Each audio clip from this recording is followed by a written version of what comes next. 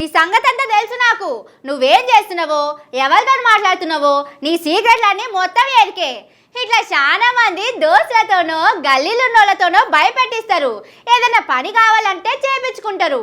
కానీ మన తాన ఎమ్మెల్యేలకు కూడా ఇదే బాధ అవుతున్నదట. పాపం కరువుమంటే కప్పకు కోపం, ఇడువమంటే పాముకు కోపం అన్నట్టే ఉన్నదట. కారు పార్టీలకు వెళ్ళి షేయి పార్టీలకు పోయినోళ్ళ కదా మంత్రి కొలువులు వస్తాయి, మాలేసుగా పైసలు వస్తాయని పోతే ఉన్న కుర్సీ ఊసిపోయే కథ అవుతున్నదట. ఎమ్మెల్యే కొలువు ఉంటదో ఊసిపోతుందోనని బుగులు పట్టుకున్నదట. ఓ దిక్కు వాళ్ళను పీకే ఇచ్చడానికి కారు పార్టీలు కోర్టుల చుట్టూ తిరుగుతున్నారు. ఏది ఏమన్నా గాని వాళ్ళను దించిందే కావాలని షరతుతోని ఢిల్లీ దాకా పోయిండ్రు. ఆ భయంతోని కొందరు కారు పార్టీ దిక్కు చూస్తున్నారట.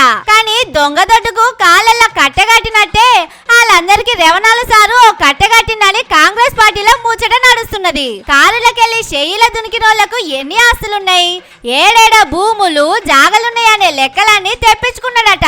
వాళ్ళ ఆస్తులతోని సారుకేం పని అని అనుకుంటున్నారా? ఎదుటోళ్ల జుట్టు మన చేతులుండాలంటే ఏం చేయాలి? వాళ్ళ తప్పులేమున్నాయో మనకు తెలిసి ఉంటే ఎట్లా ఆడమంటే అట్లా ఆడతారు. ఇప్పుడు సారు అదే పని చేస్తున్నాడని కారులకెళ్ళి పోయిన వాళ్ళ దగ్గర మనుషులు అంటున్నారు. బయటికి పోతామంటే కాగితాలు తెచ్చి ముంగటేస్తున్నారట.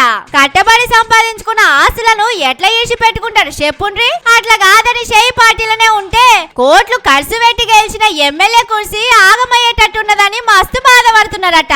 అయితే ఆస్తులు పోయేటట్టున్నాయి, లేకపోతే కొలువు పోయేటట్టున్నది. ఆశపడి వస్తే గోసవడు అవుతున్నది. నీళ్లు లేని బాయిల దుంకి కాలు చేతులు ఇరగొట్టుకున్నట్టే అయ్యిందని ఎవ్వరు లేనప్పుడు శోకం పెడుతున్నారట.